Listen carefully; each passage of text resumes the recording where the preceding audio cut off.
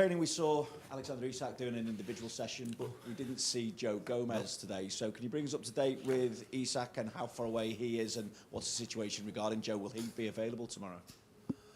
No, Alex is not available for tomorrow, and Joe, we will decide that tomorrow. So he wasn't ready to train today. He had too much issues after our last game.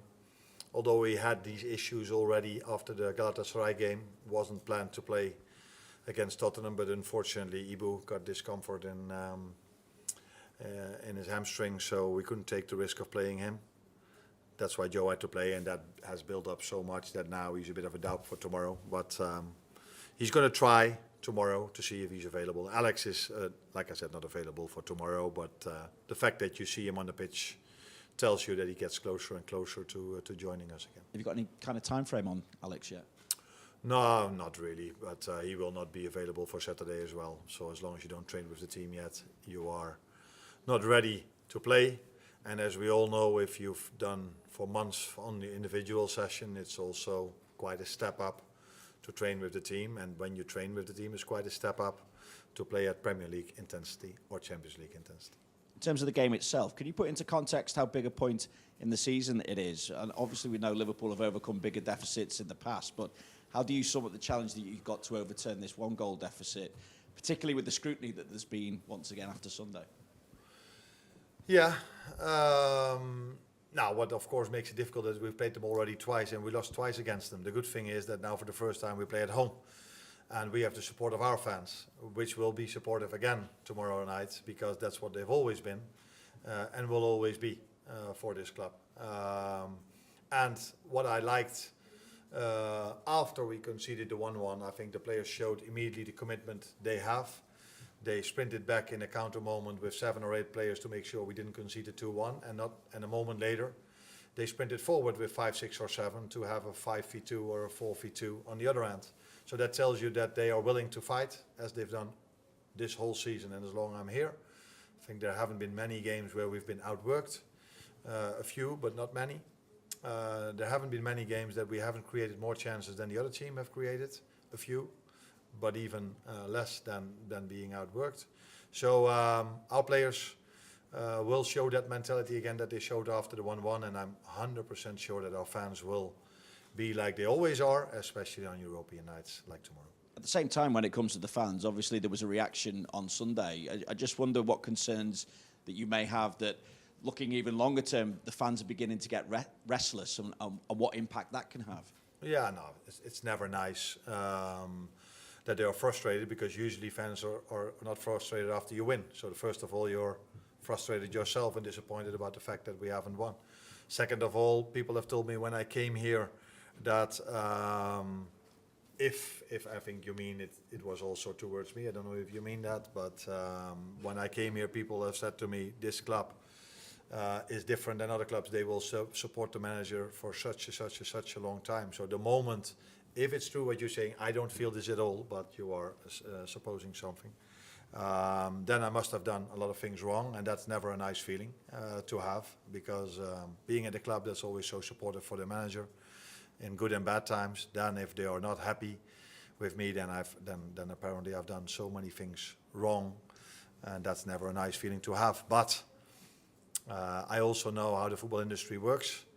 Winning can change a lot, and that's what we are trying to achieve tomorrow night. And we're completely ready for that, I can tell you that. Should clarify, I don't feel it's just directed at you solely, but obviously they look at performances and react to that. At the same time, though, Arne, I mean, do you feel that you've maybe done something wrong yourself that has impacted things this season, I should say? Yeah, no, I did something wrong in the season that we won the league, and I definitely did maybe make a few decisions that were not perfect in hindsight. But all the decisions I've made, I've always made for the same reason, for us trying to win the game. And all the decisions I've made, as any manager everywhere around the world tries to put his team into a situation that they create more chances than the other team creates, and that you outwork the opponent. And as I said, I think I can say that at this club, but also at all other clubs I've worked, 80 or 90% of the games I've managed, my teams have outworked the other team, and my teams have created more chances than the other team. That the outcome then not always is does justice to what I just said. That's the beauty of football and being in a low-scoring sport, that a deflected shot can be a way of conceding a goal as well. On behind at the back. Oh. Merhaba, Emrah Oktay Anadolu Ajansı. Biraz önce söylediğiniz 2 maç yaptınız, ikisi de deplasmanda ve kaybettiniz. Bu mağlubiyetler sadece deplasmanda oynamanızla mı alakalıydı yoksa Galatasaray takımında gördüğünüz sizi şaşırtan bir şey var mıydı? Yarın bunlara nasıl önlemler alacaksınız? Teşekkürler.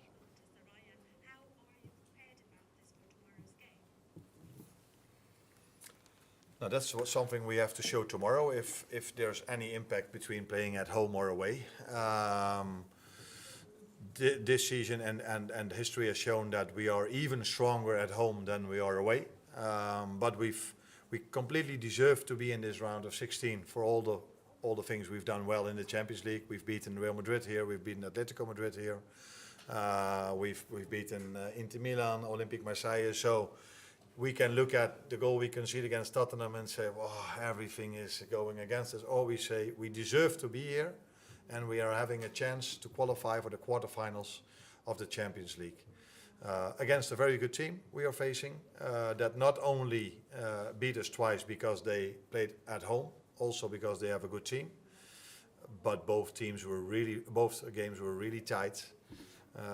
Details decided that game, and we are going to work extremely hard, combined with our fans, to make sure that these details are now in our favor, and not as the last time showed in the favor of the home team Galatasaray. Just one at the front here.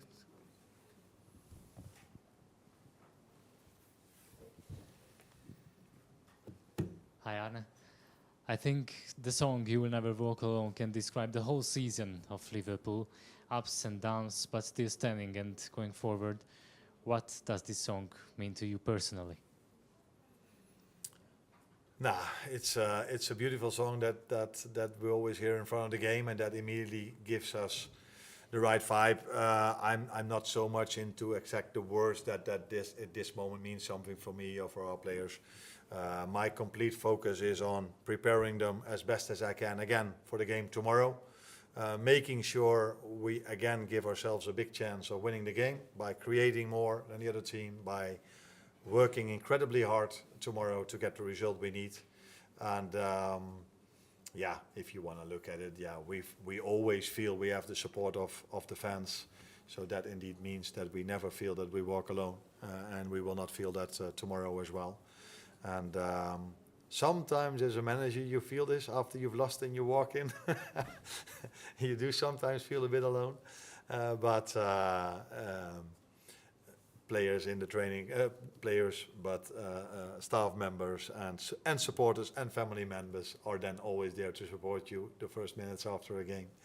And I've never felt alone over here, not 1 minute since I'm here. Just pass the neck over this side. Just on this side.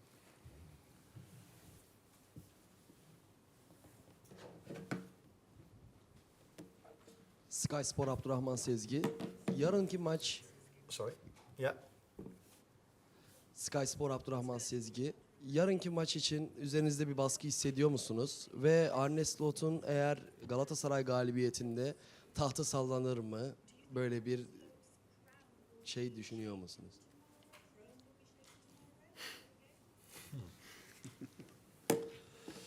Of course I feel pressure. We all feel pressure because we are in an industry where every single day you're in this industry there's pressure. So and we're working at a beautiful club with a great history, and we feel this and we can achieve the quarterfinals of the Champions League. So that comes with pressure, but it's also nice to have that pressure because we could have also been out or playing at a lower level or not even be in. So we embrace this pressure, and we're looking forward to playing Galatasaray tomorrow. Next one.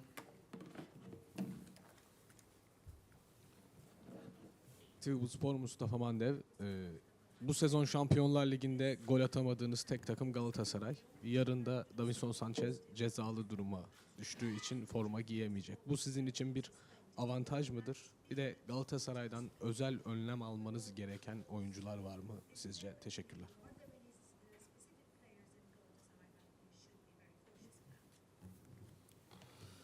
You are right. We haven't scored against them. Yeah, we did, but that was disallowed by VAR. We thought we had a penalty that was disallowed by VAR. We had our chances, as so many times this season, we weren't able to convert them. But that is not only because of us; it's also because of Galatasaray, because they are able. They throw themselves in front of every ball. They have a great fighting spirit in the team, which you usually see with teams that are top of the league and doing very good in Europe. So there's a great energy in their team. That combined with the support of the fans they had led to the fact that they could keep twice a clean sheet, because they have a great mentality, because they have good players, good defenders as well. They miss out one with Sanchez, but this weekend they played with someone else centrally. Sanchez played as well, but someone else, and they kept a clean sheet as well. So the good thing about Galatasaray and about us is we don't rely on 11 players. You have more than 11 good players available. That's what they have. That's what we have. And yeah, we need to score a goal. That's what we know. And that's not easy. That's also what we know after facing them twice. But we will fight for it, and we will go for it to score a goal tomorrow. And hopefully more than one. Michael in front. Hi, Arne. You mentioned Ibrahim Konate's had a bit of a knock. Is he okay now? Is he back to 100%? Yeah, he is at this moment of time. As you saw, no, you didn't see because you were only there for 10 minutes, but the day after the game is recovery. The day of today, if you play so many games, only 2 days rest in between, you cannot do a lot, but he's declared completely fit. He doesn't feel the discomfort anymore. Then he's ready to start and hopefully to fulfill 90 minutes, or if needed, even longer.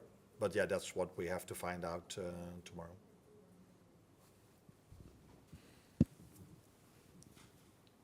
Hi, Arne. In a lot of your answers tonight, you've referenced working hard, and you said how rare it is that a team of yours is outworked. The stats suggested after the Spurs game that not only did Spurs run further than Liverpool in that game, but the gap between the two teams was bigger than in any of the other Premier League games this weekend. And obviously, The gap in what? so between how much Spurs ran and how much your team ran, Okay. that gap was bigger than in any of the other games. Obviously, having possession is going to have an influence on that. But is that a concern of you that there was such a big gap? And do you think maybe it played a part in the concession of a late goal? No, it tells you, I think, also a lot about how much ball possession we had and that the other team had to run then a lot. As I said, it's either we outwork the other team or we have much more chances than the other team. Doesn't concern me at all because in the last minutes I saw our players sprinting back to prevent the other team from scoring. So yeah, you have to defend in the moments that is needed, and it's a bit stupid to sprint back to your own 18-yard box if the ball is in their 18-yard box. So and in the first half, despite of what everyone is probably telling you or me or other people, in the first half we were pressing very, very, very good because we won the ball back a lot of times high in their half. We generated chances from that. Of course, didn't score, but we did. So when we need to work hard, when we need to run, we run. And of course, I do this with my players as well, by the way. But if I pick 5, 6, 7, or 8 games, and I can always find 1 or 2 moments to show that one player or another player had to run or was able to run harder. But in general, we are sprinting back when it's needed. In most situations, all of them, in some situations, most of them. But because we have the ball so much, because we control many times the counter-attack so well, we don't have to sprint back that regularly. But yeah, as I said, this game is then maybe an exception, and I said 80 to 90% of our games. Now, check if I'm right. And there's a difference between total distance or sprint distance, so that needs to be taken into account as well. But in general, our players work very hard to get a result, and that's what they will do tomorrow again as well. Carl. Following on from that, last night Jamie Carragher did an analysis piece from the Spurs game in which one of the things he suggested that it was a team of individuals and not a team, and that was why it was contributing to some of the issues you had being played through this season. I just wondered what your thoughts were on that. Yeah, then I should have seen it, and I haven't. So I should have seen why he said it. Did he add examples of that as well? I agree with a lot of things Jamie has said throughout this whole season. This particular one, I disagree with him.